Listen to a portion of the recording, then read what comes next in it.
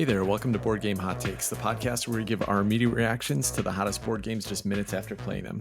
My name's Tim. And this is Chris. This is Adam. And today we're going to give our hot take on the game we just finished playing, Clans of Caledonia. But before we do, I have a poll question that I asked on Twitter, and I want to read the results and talk a little bit about that. So this week on Twitter, I said, have you ever tried a board game that you really didn't expect to like and ended up loving it? The poll options I gave were never, they all sucked. Once or twice, happens all the time, and I never prejudge games. Now, before I forget, because I've been forgetting occasionally, I'm going to read the poll results here, and then we'll talk about it. So 1% said never, they all sucked. So that was kind of surprising to me. I figured a number of people would say, like, yeah, every time I tried a game I didn't like, it ended up still being bad, or I didn't think I'd like. 60% said once or twice, so it seems like most people have had that experience occasionally. 31% said happens all the time, and 8%, the smartest of us, said I never prejudge games. Which is interesting to me because I think I have to try to prejudge every game. Otherwise, I would never know what to add to my collection or what I wanted to spend my time playing. So I feel like you kind of got to go in a little bit and set some expectations for whether it's a game for you or not. But maybe that's just me. Yeah, I think that answer is a little unrealistic, at least for me. I'm always going to have a bias one way or the other, I think. Whether it's super extreme or not, that's another question. But I put that, yeah, I have played a game that I didn't think I would like, and I came out absolutely loving it. I'm scrolling through my collection here on the log plays and trying to give an example of one. I think there's been games where I think my bar was lower. So it's not that I didn't think I was going to hate it, but it was lower, in the middle. And then after playing, I was like, wow, why did I have such low impressions of this game in the first place? Because it's fantastic. So one of those, I think maybe Shamans, I was kind of in the middle of the road about, and then we played it and had such a fun time with that one. Smartphone Inc., looking at the cover of that and the dry nature, the theme, but after playing it and the smoothness of it, I came away saying, oh my goodness, holy cow, this game's fantastic. And those are two sort of off the top of my head that I can think of. So yeah, I like that. I like being shocked and surprised by a game. I like having this kind of low expectations. Tim's always bringing these dry Euros to the table, and then you play them and you're, oh wow, these are actually pretty good. The reason I asked this poll question is I was thinking about Barrage recently, right? And we've talked a couple times in the show in the past where I was like, oh, Barrage is not going to be fun. It's not a fun worker placement. It's too much conflict and all that stuff. And had such a good time on our first play. And we've played it like 10 more times since then. I played it with you guys. I played it with some other groups on Board Game Arena. And that is now one of my favorite games. I rated it a 10 on Board Game Arena. So what a shock. So I think it's happened a few times for me. I do definitely prejudge games. Like I kind of look at a game. I look at the production. I look into the game mechanisms before I decide I'm going to play it. Obviously, if I go to a game day and somebody's just like, hey, I got this new game, you want to try it? And I've never heard of it. Well, cool. I have no idea what to expect. Yeah, you almost have to prejudge now. There's so many options out there, so many games. You're not just going to go, you can't try them all. You have to be a little more selective in the ones you pick. So I thought that's an interesting note. Yeah. How about you, Chris? Yeah, it happens to me all the time. I mean, but part of it is I'm super judgy about things like that. I have a really kind of narrow view of the things that I'm going to like. But then in reality, I have a much broader view of the things I actually do end up liking. So, I mean, a bunch of examples: A Feast for Odin, La Granja. Obsession. Obsession. Yeah, Obsession is a great example of that. Shamans that Adam mentioned. Gaia Project, which I tried and then hated and then tried some more and now really enjoy. So I think part of that is the more games you play, the more your horizons expand and the more you learn to appreciate the mechanisms above just the theme. And so I think that's been a big part of my growth over time. But I'm like Adam. I still love to be surprised by a game. I love to go into a game saying this is going to be the dumbest thing ever and then finding out that it's actually a lot of fun. I always like to find out things are better than I think they're going to be. And actually, tonight's game, Clans of Caledonia, for those who have listened to our games we do and don't want to play on the top 100 BGG list, this was, I forget what number it was, but it was on my top 5 I never want to play this game list. So I guess we'll see. Did it live up to expectations or did it defy them? Nice teaser, Chris. But I'm with the La Granja and I think Keyflower that you introduced me. These are games with the themes that I'm just like, early 20 teens. I don't really want to do this. And then you play them and they're so clever. And you're just, I don't know, these games are really good. Any games that go the other way for you, we have high expectations. And then after you play them, you're like, what a bummer. That game disappointed. You think of any on top of your head? Yeah, that's a much larger list for me. Okay. That's a much larger list. I can't even think of any off the top of my head, but I've definitely been disappointed in games that I thought were going to be a really exciting. Praga Kapu Regni is a great example. Yeah. That's a game that I had really high expectations for, and just such a letdown. It was okay. I played it again with you, Adam, and it was okay, but I never wanted to play it again. It's on my trade shelf now because I don't care about it. So yeah, that happens a lot. A huge example that comes to mind for me on this count is Great Wall, because it's such a beautiful game in every way. The production is absolutely top notch. I got it from Kickstarter. I even played a couple of games of it solo, and I thought, yeah, a little bit clunky with the solo play, but this is going to be great when I get it out at which I don't know what con, Portland Con, PDX Con. And then we played it at PDX Con, and I'm like, oh, this thing is so clunky. But I had huge expectations of that even after I had it and even after I'd played it. And it hurt so bad when those got dashed. Yeah, actually, Portland Con reminded me of one more game that I really did not think I was going to like at all and loved, and that was Nemesis. Nemesis was such a fun time, and I thought that was going to be such a fail for me. What's is it Mind Clash game? The Inside Out, the Emotions? Cerebria. Yeah. Cerebria, that one I had high hopes for, and it was a little disappointing. I wouldn't mind going back to it and trying it again, but yeah, a little disappointed by that one. There's a few. I'd mind going back to that one. All right, so we have a ton of comments on here. By the way, if you don't follow us on Twitter, find us at BG_hot takes on Twitter, and I ask one of these poll questions every week, and we love your input. About 30 different people responded on this, and most of them just gave us examples, which is a lot of fun. So come out here and check out what people thought they were not going to like and ended up liking. I'm going to read a couple that don't just cover that, though. The first one was P.A. Hansen. He said, I'm way too much of a nerd for that to happen. I know exactly what the game is before buying it. Don't recall when I bought a game that I hadn't already read the rules for. That's great. I mean, you're doing right. You've got to prejudge it. You're prejudging the game before you decide what you're going to get. I have to admit, though, even sometimes I've read the rules for a game and thought that seems like it's going to be a lot of fun still. Dwellings of Eldervale is a great example of that. It's not a game I ended up hating, but it's a game that I was so sure that I was going to love when I read the rules for it. It's why I backed it on Kickstarter. And it ended up just being okay from a gameplay perspective for me. So that's cool that you are able to judge that so well just from reading the rule book. One other response I'm going to read here. This is All Games New and Old. David from the All Games New and Old channel. He said, when I started my channel, I figured I should try a very Euro game. I got Praga Kaput Regni with no idea if I would enjoy it at all. I really loved it, and I'm much more willing to play beige games with iffy art. And then David, Eclectic Camel, says, dude, beige is the color of awesome. So I agree with David there. I obviously didn't agree with All Games New and Old on the Praga Kaput Regni choice there, but that's so cool that he loved it and now is open to some Euro goodness. By the way, I was just on a guest spot on All Games New and Old channel.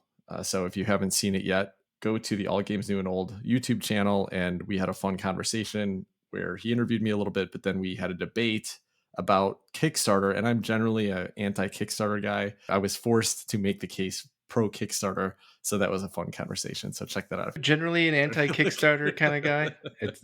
Of the three of us, I don't know who's got the most outstanding Kickstarters right now. Well, you know what? In just a few weeks, we're going to do our games that are coming from Kickstarter episode for this year, and we'll see who's the most successful at their Kickstarter choices. Although I'm pretty sure that right now Tim has funded more Kickstarters in the past year than either of us have, I think. I have. Well, Adam's not sure about that, but I have been pretty bad this year. I've definitely gotten drawn in with some stuff that I know is going to be good, though. All right. Well, that was an interesting idea to discuss there. So let's jump into the rules description for Clans of Caledonia. The 19th century was a time of change in Scotland, out with the old agricultural way of life, and in with a shiny new economy based on industry, manufacturing, and export.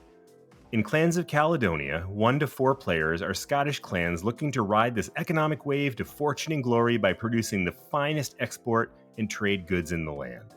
Players begin with a modest engine, just a few woodcutters, miners, and merchants, but over the course of the game, they'll, hopefully at least, build a mighty industrial empire, turning basic resources like milk, wheat, and wool into export goods like cheese, bread, and the ever-popular Scotch whiskey. Players will also bring to Scotland exotic goods like cotton, tobacco, sugar cane, and hops. Clans of Caledonia takes place on a variable hex-based board where the basic mechanism is placing workers and goods on the board where they'll produce more and better goods. This is done over the course of 5 rounds, with each round broken down into 4 phases. These include the largely self-explanatory preparation, production, and scoring phases, but the real excitement takes place during the action phase. This is where players will spend most of their time when playing Clans of Caledonia. During the action phase, players can choose from a number of options. The trade action lets players deploy their merchants to the market board to sell or purchase goods. The obtain export contract action lets players, you guessed it, obtain an export contract. This is essentially an order that will provide benefits to the player who fills it. This can be done by taking the fulfill export contract action. The expand action lets players build their board presence by putting out workers and goods into unoccupied hexes, thereby building their production engine. The upgrade shipping action lets players expand the distance their goods can be shipped. The upgrade technology action allows players to increase the production capacity of their workers. And finally, there's the hire a merchant action, which increases the player's capacity to make deals in the market. Players will cycle through these phases for 5 rounds, after which endgame scoring will occur, and the player with the most glory will be declared the winner. Clans of Caledonia was designed by Juma Al-Juju and is published by Karma Games. Thanks for that rules description, Chris. This was our first play for all 3 of us tonight. We played it on Board Game Arena. So for very, very hot takes here. I want to mention one thing about this game, and that is that I'd many times in the past heard it compared to Gaia Project. So let's just get that out of the way. I will just say that it didn't feel very much like Gaia Project to me. There are a couple similarities: the variable end round scoring, the variable map setup, and then obviously moving stuff off your board to produce production. But Clans of Caledonia really did feel like a very different game. So just thought I'd mention that if you play Gaia Project and you're worried about it being too similar, I think you'll find a pretty different game here. Yeah, Tim, I was going to address that too. I got a very different feel. In fact, we talked about it during the course of the game, and we'd mentioned it leading up to playing tonight. Hey, this is supposed to be kind of like Gaia Project, which we all 3 of us really enjoy. So we're like, maybe that's a really good thing. And I'm actually glad that it wasn't like Gaia Project for me. I got a very different feeling from it. The way you produce stuff seems a lot more different to me. You have the option to produce stuff the way you need a combination of goods sometimes to make cheese, for instance, or to make whiskey, for instance. I can't think of anything that's like that in Gaia Project. You have the market. I kind of want to talk about that market board. I thought that was a fascinating, not very glamorous, but a fun part of the game to me. You get these little, I think they're called merchants or trader, little cubes in your color, and you basically can go buy or sell at the market. Is it high? Do you want to buy high, sell low? Nope. That's not how you're supposed to do it. And maybe that's why I need to change about my life. I'm repeating jokes I made during the gameplay. So one thing you can't do is buy and sell the same good in a round. So you can't do too much manipulation, but Tim's clan had an ability where he got into the production phase and he could sell all the milk that he had bought at a discounted rate and jacked up the price. So he could manipulate the market. I like that there was these little edges where you could manipulate the market in certain ways, and just that market in general I thought was really interesting, really unique. Yeah, one of the things that I liked here was the market was obviously cool, but one of the ways you could use it is that if you built right next to somebody else's building or animal or whatever type of thing they had on the board, you could immediately take a discounted trade action for that type of thing. So that was pretty fun to plan around. It meant that you couldn't be too isolationist in this game if you wanted to take advantage of that. You don't want to be just too far away from everybody else. So you got to get in there, intermix with them, and potentially get some of those opportunities. So that was cool. Now, you mentioned on the market, if you're going to do a trade or a buy or a sell on that market, you have to have these little cubes to do it. And you start with just 2 of them. And they're so important because you can't do that much with just 2 trades in an action. It's pretty fun. One of the things you can do on this is start to upgrade all of the different components that you've got. You can upgrade and get more market traders. You can upgrade and expand the ability to move around the map. And you can upgrade the value of your miners and your craftsmen or your woodsmen and what they can produce for you. So lots of fun choices to do as far as like, how do you spend your money early? Do you spend it building your production, or do you spend it building, upgrading? Do you spend it doing that trade, buying, selling goods? A lot of fun choices here. Yeah, that market was a brutal thing. And I think primarily because I completely blew it. I mean, I should have taken a clue from the fact that one of the main things you can do is upgrade your market capacity by by buying more merchants. And you have the option to buy like 6 of them. By the end of the game, I'm going, well, I haven't bought any merchants yet. What do I need these guys for? And then all of a sudden I see, oh yeah, these guys are like trading here and there. And Tim's like selling gallons and gallons of milk for like super expensive. And at the very end of the game, I ended up being in a situation where all I needed was to have one more merchant. It ended up being a big mess. But what I took away from that was that there is a tremendous amount of nuance in how you can play this game. You upgrade your shipping, you upgrade your capacity in the market with merchants, you upgrade every time you build a new factory or put out a new worker, you increase your capacity by unlocking some ability, which is actually relatively similar in that piece, at least, to Gaia Project. And the thing that it actually makes me think of, because I agree with Tim, it does not feel like Gaia Project, even though as you're describing it, I'm thinking, oh, okay, yeah, that's like Gaia Project, check. Well, that is too, check. What it made me feel like is Age of Galaxy, where everything you're doing, you're just constantly building this engine. In this game, it's the same thing. Every turn you're taking, you're building something about your engine. I think that's really cool. I think that's a lot of fun. Yeah, a couple things you guys mentioned. One, Chris, that you said was the amount of options here. It seems very wide open in the directions that you can take as to how you want to score points. What's valuable, what's going to help out. So one of the things they do is they give you these clans that are asymmetric and they give you a little bit of a push in a certain direction to help you get and go in that way. My clan was try to get all the whiskey and manipulate the whiskey market. You could have a little reserve and you could store whiskey in your reserve and age it. And as you aged it, became more valuable. So you could sell it for more. And so you could kind of play the market. Is it time to sell? Is it time to hold it? And then Tim, your clan too, with the milk, I thought that was pretty nice. And Tim, you also mentioned the map and how that ties into the market, the adjacency and the ability to send your merchants to get discounted rates on stuff. I thought that whole tie-in was a very nice aspect of the game too. Since we're talking about the map, let me just mention a couple other aspects of it. One is that on each four corners of the map, there are these ports that allow you to take a special action one time per game, and only if you're adjacent to it or if you're within movement distance of it. So that was kind of fun. It was a fun decision about placing your workers at the setup to decide, do I want to be close enough to those? When can I take advantage of these? And I would have loved to try to spread out in the next game to see if I could get a couple of those because they're just free actions. So just something that's a little variable that's going to change every time. The other was the movement ability here. Most of the time you can only build adjacent to your characters and you can't build across a river.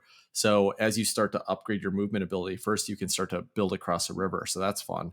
And then you can start to build across these locks, which are like these lakes in the middle of the board. And so the range that you can build across them expands. So at the start of the game, you're kind of stuck in this little corner or the couple of spaces where you put workers, but then you get to start to grow this. And I just thought that was a pretty fun puzzle. It had some extra restrictions compared to something like Gaia Project in a different way. So yeah, I like the map a lot here. That's actually one thing that I found a little bit strange about this, and at least on first play, it was a little bit confusing, was this thing about the shipping. And I guess I'm going to sort of answer my own question here. I thought it was strange that it only applies to shipping across water. I mean, why can't I get away to ship longer by land? But I guess the answer is that ships are, traditionally how you ship. Ships are how you ship things, right? So I guess that sort of makes sense. I wish I had understood that better as we were playing the game, but that's another one of those things that I spent zero time actually investing in this game, and I probably should have. So yeah, so there was that. Chris is basically explaining why he took fourth place with all of the conversation here tonight. I actually didn't. I have to stake the claim to fourth place, like I called ahead of time. I thought you did well there, Adam. I didn't realize you fall that far back. I had a triumphant final turn of the game, but the rest of the game didn't go too. One thing we haven't talked about yet was the contract fulfillment, or kind of the order fulfillment portion of the game. That too could give you a nice portion, and I liked how that tied into the in-game scoring. Some of these contracts could give you little upgrades, little free upgrades, free bonuses, free expansion on the map, but most of all they gave you what we were calling asparagus, bananas, and dandelions. What was the other one? Cotton candy, dandelion, whatever it was. But it's actually cotton and tobacco and sugarcane, much less glamorous. But how did that in-game scoring work? It was strange. So the ones that had been most gathered by all players were worth the least amount of points, and the rarest ones were worth the most points. So that was an interesting twist. It kind of was another forced interaction. You had to keep track of which goods were going to be worth the most at the end of the game, and you try to grab the most of those without going over the next one so you could garner the most points. Kind of a strange, like you said, Chris, at one point, Kinesia-esque Mm-hmm. scoring situation. I feel like the spirit of Reiner Knizia was like hovering over us as we did our endgame scoring. Exactly. Well, I did really like the contracts. I thought they did some interesting things. One, they drove the market economy, right? Like, it's a lot of the benefits you could get, a lot of the potential points were going to come from fulfilling those contracts. And so, you would only be able to hold one contract at a time. So if you picked one up in the first round, well, that gave you something to drive for. Maybe you could fulfill it in that round by trading for some goods. But if not, it probably dictated which building you were going to build so you could produce that type of good. But then it really did drive the market economy later on because you didn't prep for the next round's contract that you picked up. So now you do have to trade for some goods. And so it kind of drove that back and forth. It also put some interesting conflict. Like Adam mentioned that my faction did best by selling milk. Well, you get milk by putting cows out on the board. But one of the things you can use to fulfill contracts is meat. But the only way that you can get meat is by slaughtering the cows that you've already built out. So you're getting ready your production engine to do this thing.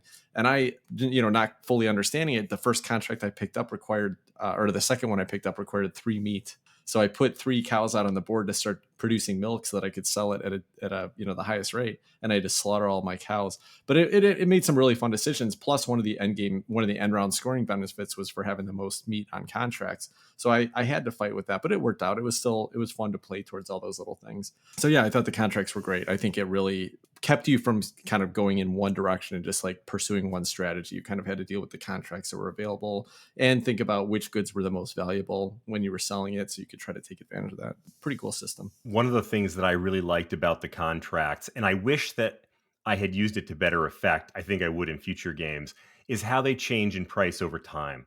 With each round, contracts get more expensive. You actually get $5 for taking a contract in the first round of the game, all the way up to the last round where you're paying $15 to take a contract. And $15 is not chump change in this game, and that's a pretty significant amount of money, or pounds, or whatever it is. And one of the things, I forget which one of you guys mentioned it, but one of the things you can get in these contracts as a benefit is the ability to upgrade. So a wise player might try to blast through a number of contracts in the first round when they're actually getting money for them, and taking advantage of those free upgrades that you get, or the discounted upgrades. Some even let you move into a new territory for free, which can be a super expensive thing to do. So you could really take advantage of that and try to get through a few contracts at the outset, build up your engine, and then later rounds, when the contracts have gotten prohibitively expensive, you don't really need them anymore. Right. So some of those contracts, well, did any of them give you points? I don't think any of them directly gave you points, maybe at the end, but that's one thing I wanted to address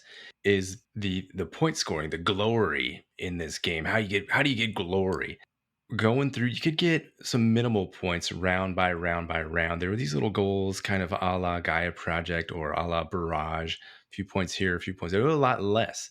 I think now this is the first play. Most of us are around 20 to 30 points by the end of the game. And then we wound up with 100 plus points. So that's about 80% or more of the points come from in-game scoring. So a large portion of who's in the lead is veiled under this in-game scoring mechanic. What do you guys think about that? Yeah, I thought it was cool. Again, it drove the economy. It drove what you were trying to do. Those trade goods were so important. Like that, again, that's where most of the points were coming from. So it really forced you to pursue those. So I thought it was cool. And going back to Chris's point, like one of the things that I did in this game, which I think really set me up pretty well, is in the first round, I picked one of those. I picked the easiest contract to fulfill.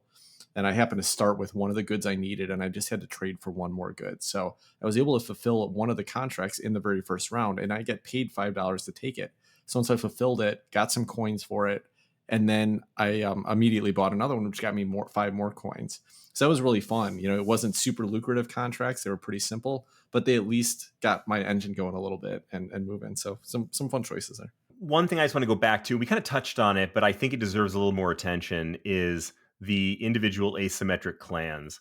I went back and looked, and I believe that there are 9 that come with the game. And boy, I think this would be a really ripe area for expansion, because it struck me, looking around at the different things you guys were doing and the different clans that were available. I mean, they could really drive your strategy, and you could really find ways to do clever things like you did, Tim, with your milk. I mean, that worked out really well for you. I tried to do some stuff with my clan and probably just didn't play it well enough. But I mean, I could definitely see where that would have led to a certain strategy.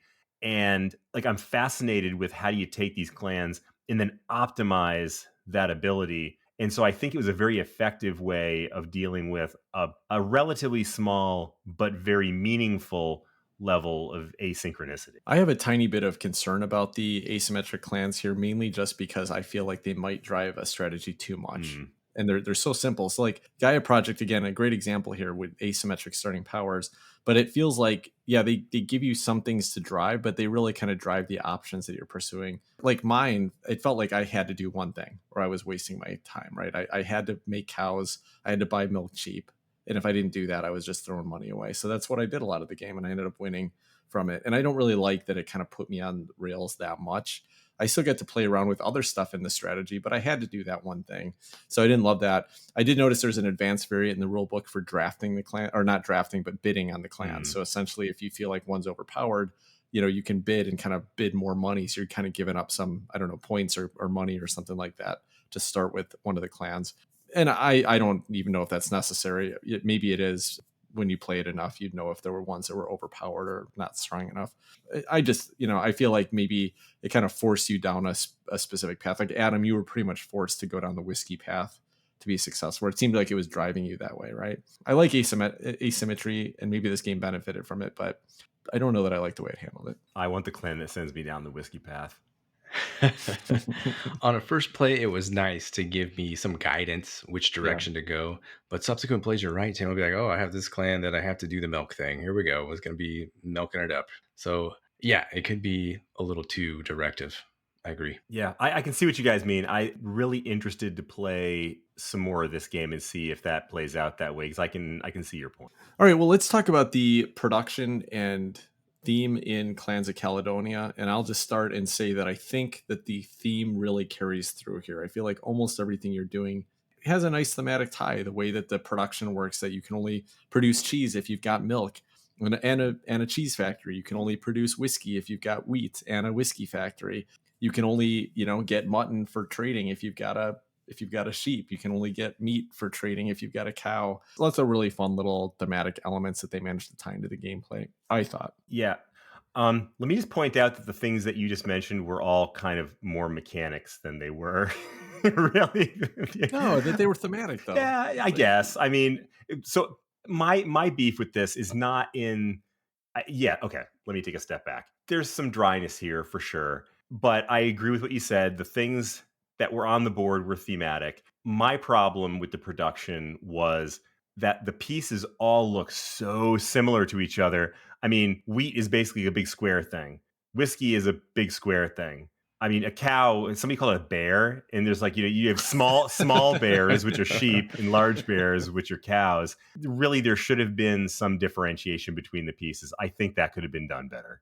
Well, here's the thing, it didn't really matter once you put your piece out there, right? Because on your board, it tells you what you're going to get for putting those pieces out there. So you didn't really need to pay attention unless you're like the milk lady, like Tim, where you're bringing your cows back and forth and putting them back. And you're like, oh, which one's my cow over there?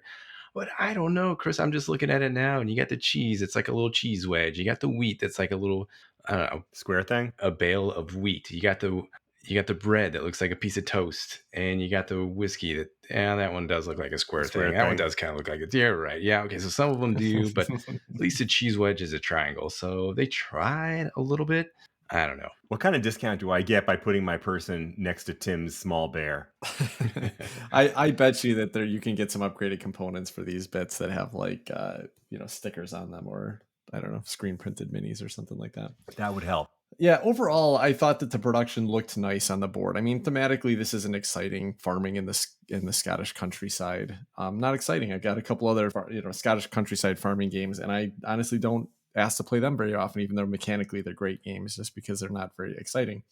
But I think this is Clemens Franz artwork here, and he does all dry Euros. Like, that's his thing.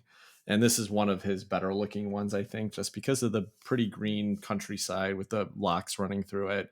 And the training board looks cool. And your player boards are full and colorful and everything. So I think overall the table presence looks nicer than I was expecting it to, with an understanding of the theme. But it's all right.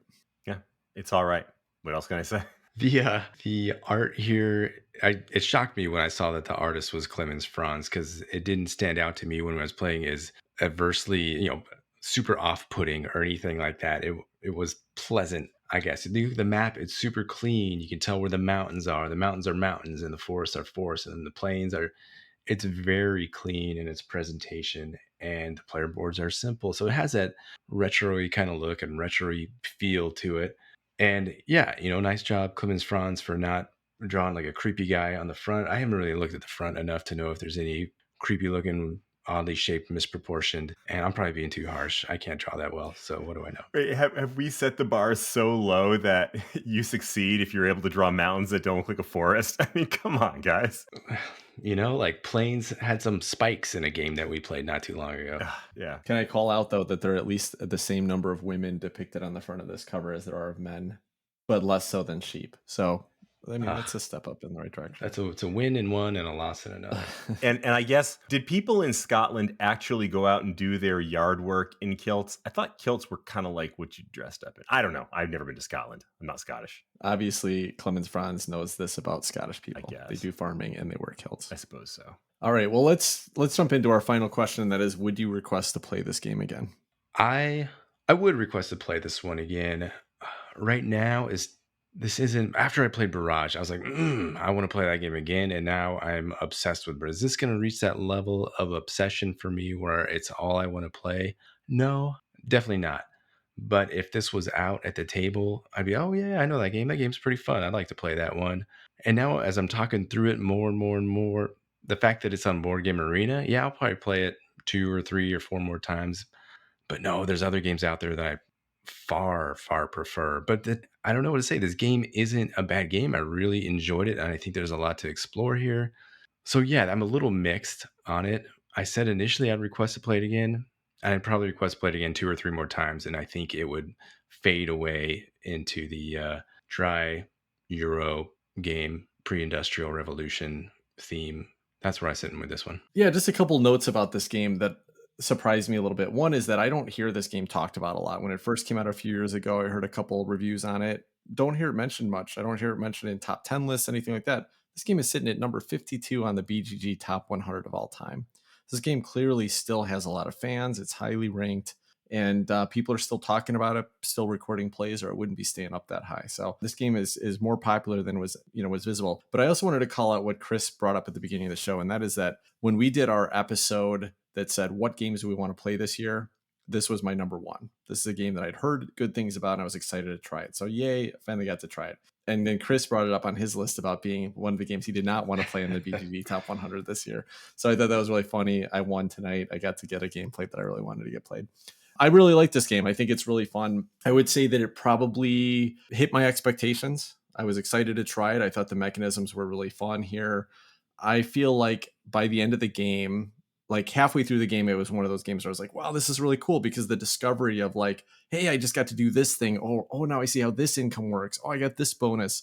Like those were really fun. And then by the 5th round of the game, it started to feel a little bit mechanical, a little bit just kind of redundant of what we were doing. And I'm going to play this game again for sure. In fact, we already have another game set up on BGG to start again. So we will be playing this game again. And I think it's a good game. I don't think it's going to be something I'll be asking for a lot, though. Partly maybe the theme, partly just because I think that the market that you're dealing with here is going to feel a little bit repetitive, a little redundant. I could be wrong about that, but that's my take on it right now. Yeah, I want a couple more plays of it for sure. Probably won't go out to hunt it out and buy it. This didn't hit me like Gaia Project did the first time I played Gaia Project. Again, could be partly thematic, but I think Gaia Project has a little bit more to explore than Clans of Caledonia does. That doesn't make this a bad game at all. It's a little bit more approachable, I think. Oh yeah, it's good game. Solid game, very solid game. Well, this is one of the top 5 games I didn't want to play, and now I do want to play it again. And that's, to me, is a win. That exceeded my expectations. I thought the game was a lot more fun than I expected. The theme was just as dry and uninteresting as I had expected. So that's some points off there. But I do want to play it again. Like you said, we've already got a game set up, and in the middle of this game, I was jonesing for the next game. Partially because I think there's some complexity to the rules that I felt like I didn't fully absorb in the first play, and that I really wanted to get back in and see how it felt with a better understanding of those rules. Now, once you get into that second play and you get it more, I feel like then it runs the risk of the things that you guys talked about. getting old, getting kind of samey, getting put on rails to do the same thing with each clan over and over again, being mechanical. It may get there. I'm not sure. I think that I can definitely see where it could go that way. But I'm interested to try it again. I'm interested to find out. I'm interested to maybe give it a few more plays and even maybe put it into the rotation where we play a game every once in a while and kind of keep that going just when we want something a little bit different. So it's definitely exceeded my expectations because I didn't want to play this game at all. And now I do want to play it, at least a little bit. All right, cool. Well, that will wrap up our conversation on Clans of Caledonia. We're going to talk about a clans-themed cocktail as well as some games that have been on our table right after this.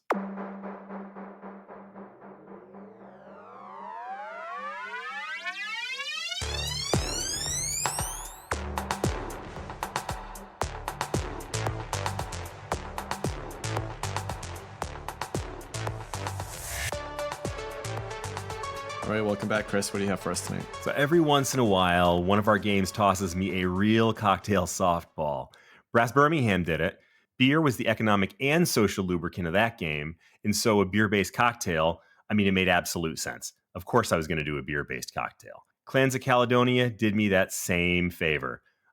Whiskey's one of your basic production goods, so I couldn't really not do a whiskey cocktail, could I? So the trick here wasn't finding a great whiskey cocktail. There's a million of those out there, but it was keeping it fun and simple. I could have gone and done a really deep cut with crazy ingredients that would have kept you in the kitchen for an hour, but you guys are here for the games. The drinks are just bonus points. So what a great opportunity to bring out a terrific drink that's simple, easy, and delicious. Tonight, that classic role is going to be played by the humble whiskey sour. Not exotic at all, but I challenge anyone to find a more pleasant sipping cocktail, especially on these hot summer gaming nights. Quickly moving into fall gaming nights, but it's still summer right now here in Portland. So here's what you're going to need. 1.5 ounces of Scotch whiskey, any kind will do. And I definitely encourage the use of frugality. In other words, don't break the bank for this stuff. You're mixing it with some sweet and sour. Keep it simple. 3/4 ounce of simple syrup, and 3/4 ounce of lemon juice. And that's it. It's that simple, really. You just mix those ingredients in a shaker. You're going to shake it really vigorously, really get it cold, and then strain that into a rocks glass filled with ice. Now, if you're feeling really sassy, go ahead and add a maraschino cherry as a garnish. You'll have a tasty drink, and you'll bring honor to your clan's whiskey all in one fell swoop. So the best thing about this drink is that it is infinitely customizable. You don't like scotch, use bourbon. You don't like whiskey, use brandy instead. If you like it sweeter, add some more syrup, etc., etc., etc. You can make this drink up any way you like it, and then it is your drink just for you. I have had the pleasure of drinking a whiskey sour before. What a dangerously delicious cocktail. I wish this game came to me as easily as a whiskey sour goes down my throat. That sounds bad because I wish this game came to me as smoothly as a whiskey sour goes down. This was a delicious drink. The mix of sweet and sour was really good. Chris, I have to ask that the recipe you sent me, one of the options you could do is mix a little bit of egg white, stir it in with the drink because it said it adds a little foam on top. And I've never tried that before. Did you do that tonight in your drink, or have you ever done that on a drink? I've done it before. I generally don't like doing that. Really, it doesn't add anything in terms of flavor, but it adds a little bit of body to it, which when you get a cocktail really nicely made in a bar where they do that, it can be a very pleasant experience. Personally, I don't want to do that because it strikes me as it's a little bit gross and it's not worth the effort. So I'm lazy. Okay. I'm glad I didn't try it. I was tempted, but I didn't do it. That's one of the versions I've tried of this one. And it was fun to try. It has that little foam, that little froth, little extra texture there when you're drinking it. But yeah, Chris, the little raw egg just kind of creeps me out a little bit. So it was fun to try once or twice. But, I don't like to live that risky. So I'll pass on that next time. All right. Let's talk about some games that we've been playing lately. So what do you guys have? On my table, I've had Blood Rage. I've talked about this game a million times, so I'm not going to go into any detail about it. But just to relay a funny anecdote, this last Thursday, I played games with a bunch of friends that I play games with pretty routinely. And I'm kind of the new guy in the group, so I've never really brought a game to the group to play before and said, hey, we really ought to play this. Because these guys are like hardcore straight Euro. It's like the drier, the better. And I'm bringing Blood Rage. And I said, I'm going to keep bringing this thing every week until you guys finally play it with me. And so we did. And it was so much fun. I had a great time. And the nice thing was, it was a real surprise for everybody. I think one guy had played it once or twice, and then there were a couple that hadn't played it at all. The elegance of the game just shone through. And I appreciated the fact that, kind of like what I've done, I like big combat games, rolling dice, blah, blah, blah. But I've opened my mind to the point where I can really see the beauty in a dry Euro if the mechanisms are great. And I really enjoyed seeing people who really like those kind of deep Euro mechanisms jumping in and having fun with a game where you've got a bunch of gigantic minis moving around a board and attacking each other with like monster fangs and stuff. So I thought that was a blast. And just another example to me of just what a great game designer Eric Lang is and why I love Blood Rage so much. So, Chris, is this one of those games that there were some negative preconceptions going in? How the guys bashed this and said, I'll never enjoy this troops on a map game. There's going to be some ruckus seizure, random stuff. What were the preconceptions of the group before you introduced them to it? They were kind enough not to tell me if they had any. So I assume they had some preconceptions, but they kept them to themselves and were very pleasant and open-minded about it. Great. Well, glad you brought this up, Chris, because we're actually in 4 weeks. You all can expect to have an episode where we do a replay all in one day of all 3 of the Eric Lang trilogy Troops on a Map games.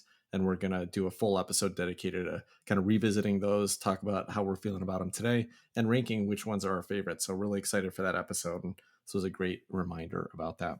The game I've had on my table this week is Arkham Horror, the card game. This is a game that was on, I think, both mine and Chris's games that we did want to play in the top 100 this year. And so I got a chance to do it. This game's pretty interesting. It's a little bit of a thematic, there's some resource management in it, but it's a little thematic game where basically what's happening is that you have a deck of cards and these represent the actions you can take on your turn. Typical Fantasy Flight thing where you have kind of a menu of actions, but you can either, play a card, or you can do a couple other things. You can investigate by like discarding cards to check out an area that you're in.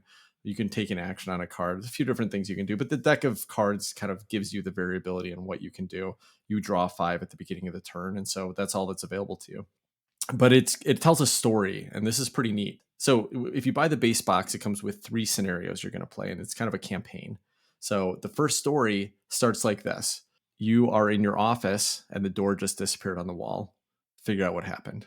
So you've got one location card that's out in the middle of the board, and there's 2 clue tokens on there. And since one of the actions you can do is investigate, you're basically doing these skill checks to remove clue tokens. And once you have enough clue tokens, you can put them on the scenario card, and that will essentially you'll find the door. It will flip that card over, and then new locations will be revealed. So then you have new places to go. And so one of the actions you can take is move. You can move to an adjacent location.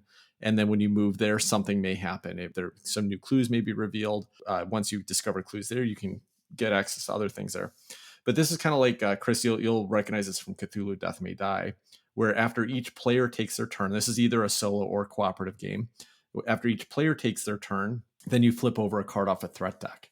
And a threat deck could be any number of things. Usually it's kind of a sustained threat that's going to happen during the next turn that you play. So it might be like it makes a skill check harder, or there will be a monster that shows up in your location and you have to attack them or kill them, because if you don't, they'll attack you at the end of the round if they're still there, and they'll follow you around.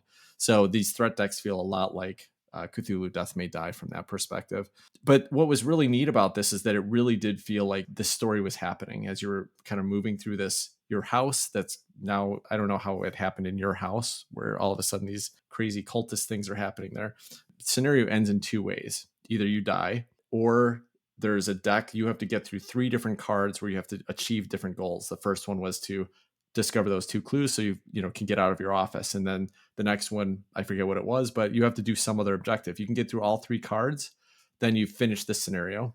There's also this other deck of cards, this other set, I forget what they're called, but they basically are bad things that'll happen. So like if every turn that you don't do something, then a little negative thing goes on this card. And after there's a certain amount, then you flip that card over and something changes in the scenario. If that gets to the bottom, then you lose the game.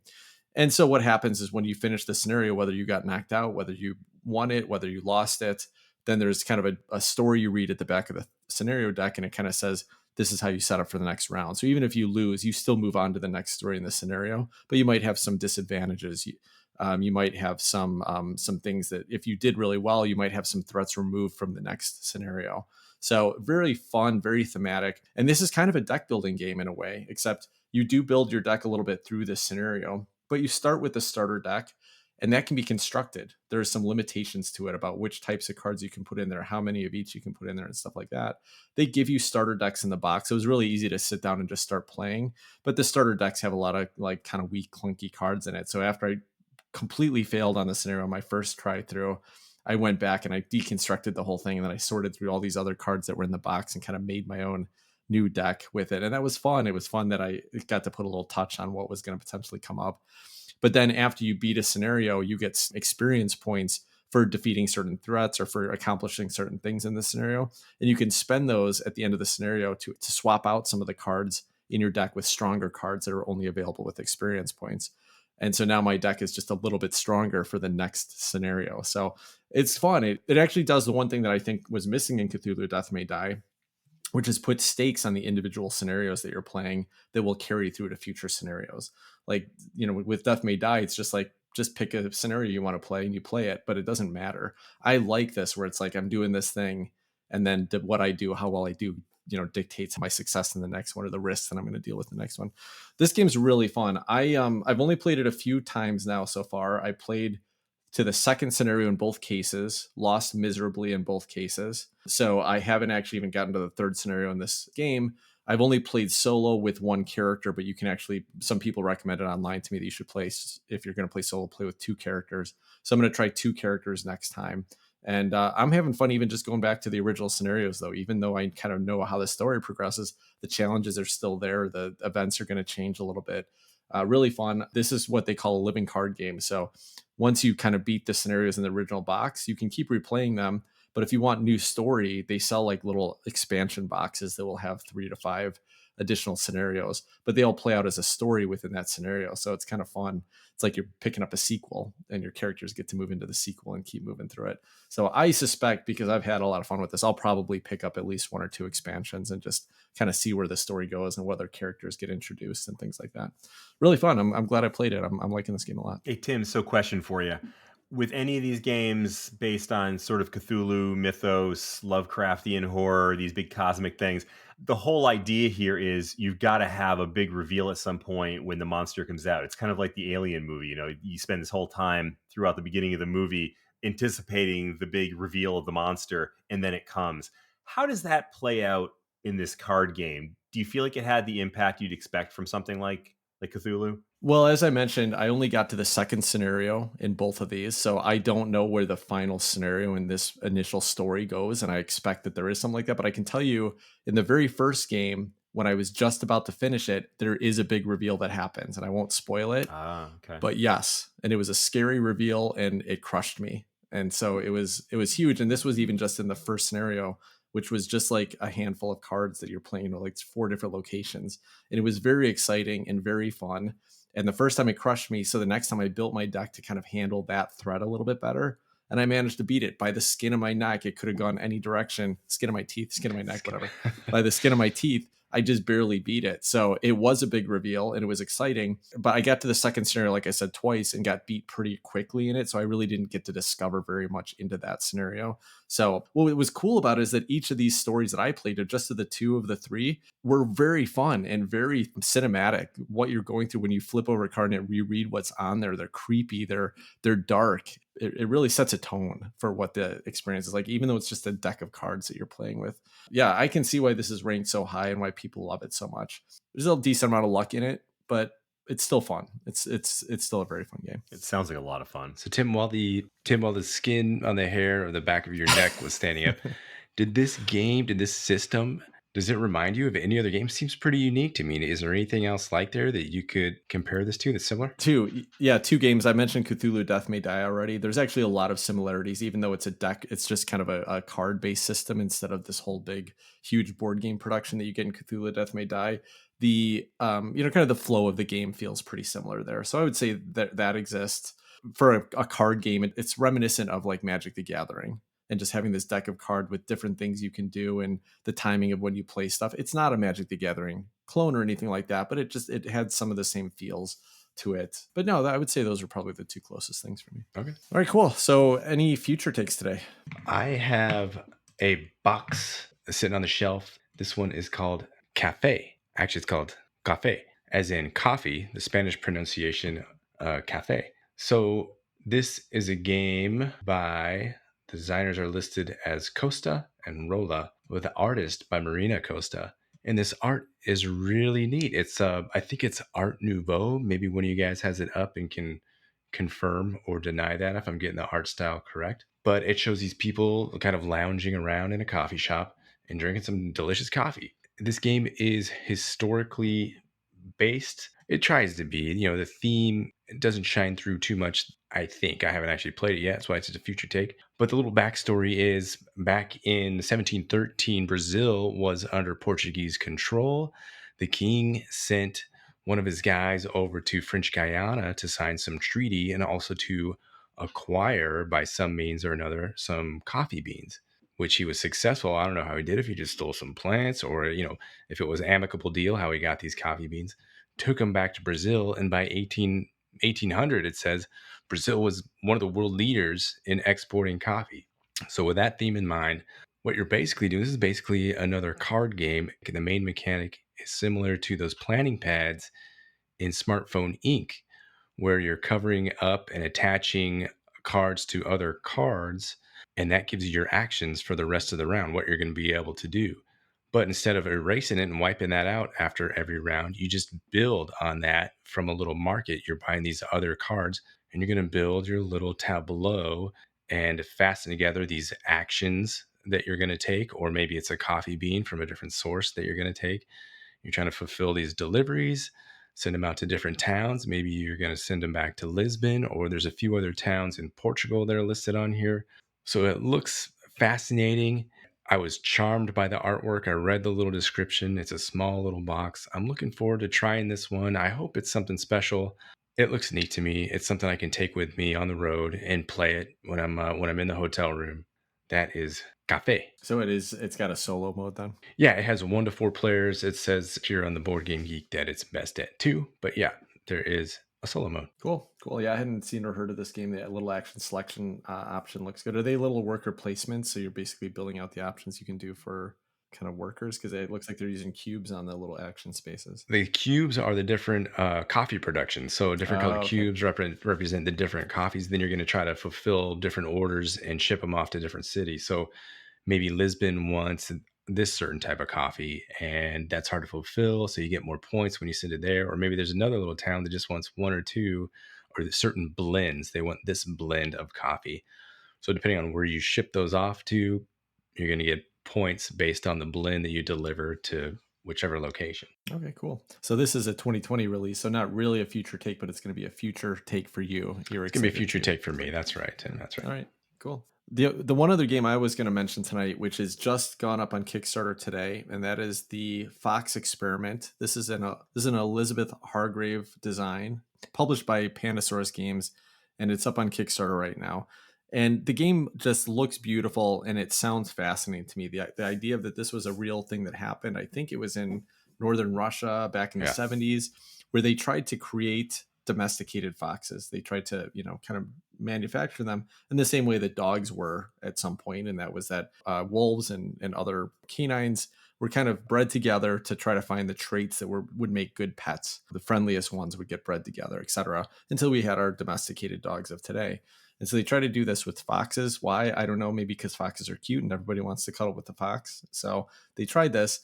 But the way that this plays out in the game, from what I understand, is you kind of draft the parent foxes that you're going to start with, your first generation. And then you take turns kind of drafting dice or rolling dice to try to see if you can get the traits that match up. And it's got a little bit of a roll and write type of thing, because the cards that you're collecting, they have little dry erase marks on them. So you can basically kind of mark what traits actually get carried down to your next generation.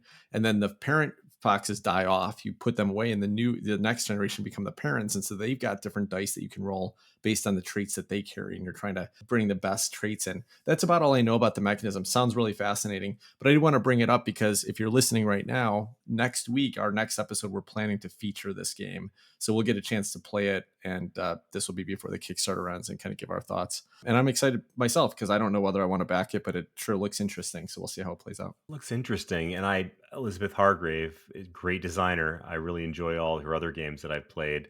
And it sounds like a really interesting historical story. I mean, it's just kind of bizarre. Yeah, it's something I never heard of either. That sounds really cool. The theme intrigued me very much, so I'm looking forward to that one too. I have one more future take. If you guys are willing to hear this, it'll be quick. This one is Astra. I think I texted to you guys about it and said, check this out. This is a Mind Clash game, and it's a bit of a roll and write with some area control. And the theme is astronomy. I love astronomy. So you're looking at these constellations, and there's a bit of area control and a bit of, I don't know if it's auctioning or drafting from what I understand. I've got my eyes on them. I'm going to watch the development of this. In fact, I've already pre-ordered it just because it didn't cost that much, and it's a Mind Clash game, and the theme has me hooked. Theme and the art. A little dry erase markers again on this one. You're ticking off things as you're meeting these requirements, fulfill these things. I am going to learn more about this one. I'll report back. But right now, I'm very intrigued. Hey, Adam, do you know if there's an online implementation of this available? You said the development is still happening, so I'm assuming not. But this is one that caught my eye as well, and I was actually thinking about it for a future episode, so I'm glad you brought it up. Yeah, I know there's a pre-order out there. I don't know, Chris, short answer. But if there isn't yet, I'm not sure if Mind Clash usually does put out a kind of a pre-version, a digital version of the game. I'm going to look around for it now that you've asked the question, and then we'll have an update on Twitter if I find anything. Nice. Well, I've got one future take, and that is a game that has long been on my Kickstarter to-do list, and it is now getting close to arrival, and that is the Star Realms Deluxe Nova Collection. And the reason why this one's so exciting to me right now, when I ordered it, it was almost kind of to be a museum piece. I love Star Realms. I ought to own this big fancy with all the foil cards and all that kind of thing. But I didn't expect that I was actually going to play it much. Then, for some reason, a couple weeks ago, my 10-year-old son, decided he wanted to play Star Realms with me. And so I busted out my base deck, and we've been playing it. And we've been playing it almost every day. And he's trouncing me at it. But as happens with the base deck, it's starting to get a little bit stale because we keep seeing the same cards over and over and over again.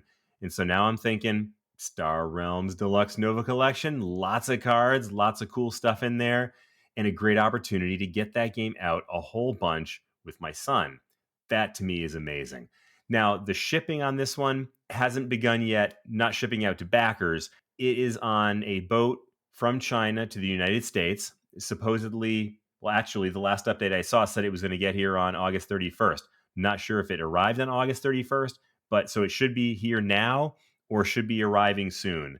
But that just means it's going to be getting shipped out to the backers sometime here in the near future, hopefully. So I'm keeping my fingers crossed. I'm thrilled to get this one, especially now that I can find a reason to actually play this one in hard copy instead of just on the app. Chris, I was just at Barnes & Noble the other day, and I noticed they had Star Realms on the shelf, and I was so delighted to see that the original base box no longer comes in that little tiny, crappy, thin cardboard box. Yeah. It's a little bit bigger box, probably than it needs to be even, but I think it comes with it's like a 4-player set, so it's all the base, cards, but you can play with up to 4 players with it. So anyway, just cool to see that out in a little bit nicer production. I think it deserves it. Chris, coming back to Astra, Tabletop Simulator, nothing there. And I went to the Mind Clash Games website. The rulebook is available. It's ready to go, but doesn't look like any digital implementations as of right now. Well, we'll have to keep our eyes on that one because it sounds like at least 2 of us are interested in that. Oh, I'd like to play it too, for sure. I wasn't ready to pre-order it. Yeah, just it looks cool though. Anything Mind Clash releases, I'd love to play. Sounds like 3 of us are interested in it. All right, cool. Well, I think that will wrap up our episode. If you enjoy the show, please rate and review us wherever you listen to podcasts. Apple Podcasts is the most common. And you can find us on Twitter at BG_Hot Takes. You can find us on Facebook at Board Game Hot Takes. And we even have a merchandise store. You can go to boardgamehottakes.com and then click on the merchandise link. We don't make any money on this stuff, but we do love to see our listeners wearing it. It's really exciting to see the logo spread around. So thanks again for hanging out with us this week. Until next week, take care, everybody. Good night, all. Bye-bye.